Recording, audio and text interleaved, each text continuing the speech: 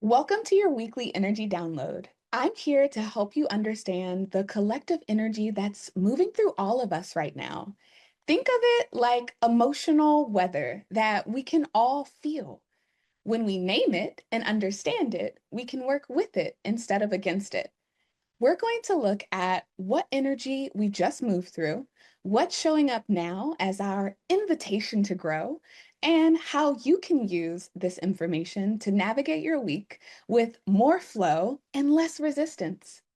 Let's dive in. This is this week's transit report. It's our energy report.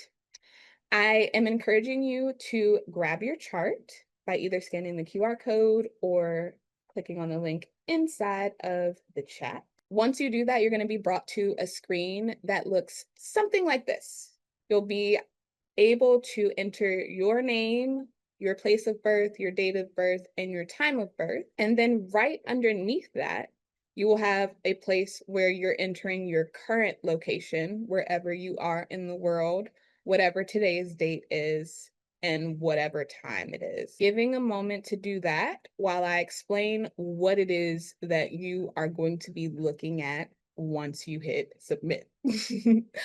This is a chart that is a combination of two charts. So anything in blue is infinitely you. These are gifts that your soul chose in this lifetime to help you fulfill your purpose, to help you move along all the lessons of Earth School to help you learn your life's curriculum. Anything in this pinkish, purplish color is going to be something that is energetically affecting you based on where the planets are in transit right now. So, energy that we just moved out of. This energy was juicy. I remember when I saw it, I said, holy solar plexus. The last cycle brought us into deep waters of the solar plexus. We had conflict, we had crisis. Gate 6 surfaced this friction, showing us where boundaries and intimacy get tested. It reminded us that conflict, when approached with openness, can actually strengthen connection. Gate 36 stirred turbulence and restlessness, highlighting emotional intensity and craving for new experiences. It showed us how crisis can be a powerful teacher if we let it be. Together, this energy asked us to embrace emotional turbulence as an ally, not something to run from, but something to mine for depth, humanity, and compassion. The reflection question that I want to leave you with this week for this energy is, where did conflict or turbulence grow me instead of break me? Now, the energy that we're in right now. We have gate 46 in the sun, and this is the gate of the body. It's also known as the gate of embodiment. Gate 46 is about being in the body, not just inhabiting it, but celebrating it as the vessel through which life unfolds. Sometimes this gate is called the gate of serendipity. It reminds us that alignment often shows up when we are fully present, grounded, and willing to say yes to life through our physical experience. Where this shows up in life might be feeling pulled toward practices that ground you in your body, movement, touch, nature, noticing lucky breaks or synchronicities when you're open and embodied.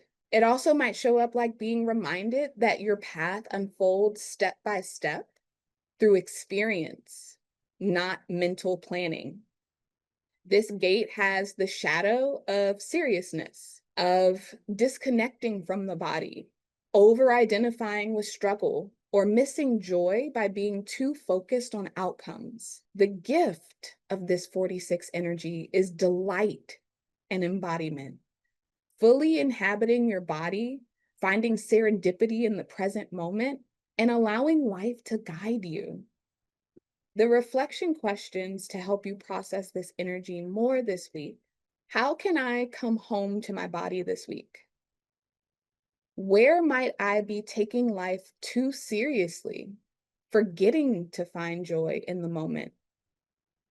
And how can I practice saying yes to life through my physical experience? This actually is where yoga became really an instrument in my life because it allowed me to connect and actually savor the physicality of the human experience. In our sun, we had 46. In our earth, balancing that energy, we have gate 25, and this is known as the gate of spirit. It's also known as the gate of universal love. It's the energy of unconditional love, innocence, and alignment with the natural order. It asks us to embody love without agenda, to soften cynicism, to trust life, and to remember that love itself is transformative. Where this shows up in life might be feeling called to open your heart without needing guarantees in return, facing moments where innocence feels vulnerable yet powerful, or realizing that compassion and forgiveness hold more strength than control. The shadow with this gate 25 is cynicism, closing the heart, becoming hardened by life's disappointments.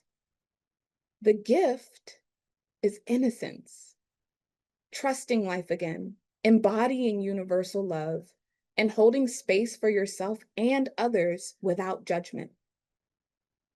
The reflection questions for this 25 are, where has my heart closed out of self-protection? And what would it look like to soften? What does universal love, love without conditions, look like in my life? And how can I honor innocence in myself without feeling naive? What's going to help this transit are embodiment practices, movement, touch, nature, grounding. Softening cynicism is going to help. Choosing compassion over suspicion, finding delight, letting life's small joys guide you. Trusting synchronicity, saying yes to opportunities that appear that light up your sacral. And practicing unconditional love is definitely going to help this week, starting with yourself.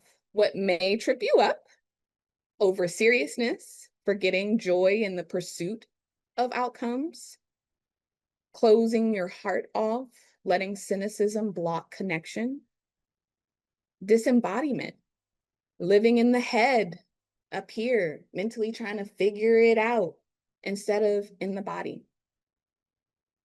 Attachment to control, demanding guarantees before opening up, and forcing the path might trip you up. Ignoring serendipity by trying to plan it all. This week is an invitation to love through the body. Gate 46 says, be here in this moment, in this body. Life reveals its magic when you fully show up. Gate 25 says, keep your heart soft. Innocence is not weakness, it's power. Together, they remind us that alignment comes from embodiment.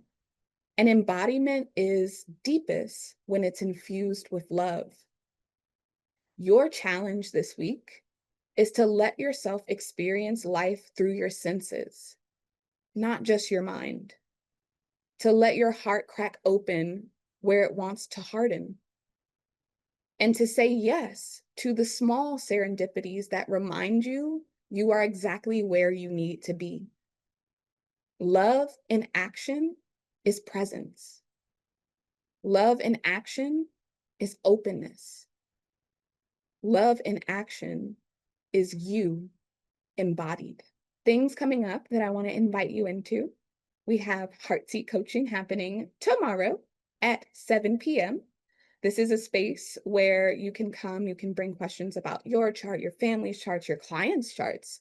We talk about integration from psychedelic experiences. We talk about business and marketing. We talk about whatever the moment calls for. This is a space where I don't come with an agenda. I ask you to come with your questions and we'll solve them and work through them together. Right after at 8 p.m., also tomorrow, September 24th, we have a fireside chat. This is the last one in the series until I come up with new topics. The theme for this one is money without self-abandonment, and it starts at 8 p.m. Eastern. I'm really excited. These chats have been going really well. And if you are ready for your next level of support, I am so proud of what I've built with Limitless University and this community. And I believe that it is in a place where she's okay. And I've felt this call to work with more clients on a one-to-one capacity. So if you're ready to explore what more support in your life looks like in your business, in your relationships, in purpose clarity, I'm happy to have that conversation with you. Every Tuesday morning, we gather live in Limitless University for what I call our weekly energy alignment. We start by celebrating wins because your victories matter and deserve to be witnessed. Then we dive into the week's collective energy together, and we close in gratitude, setting the foundation for a week of flow and alignment. The transit report you just heard is one piece of our hour-long gathering. And there's something really special about experiencing this energy work in real time with other humans who get it. You can join us at diamonddripconsulting.com, and you can also find that link in the show notes.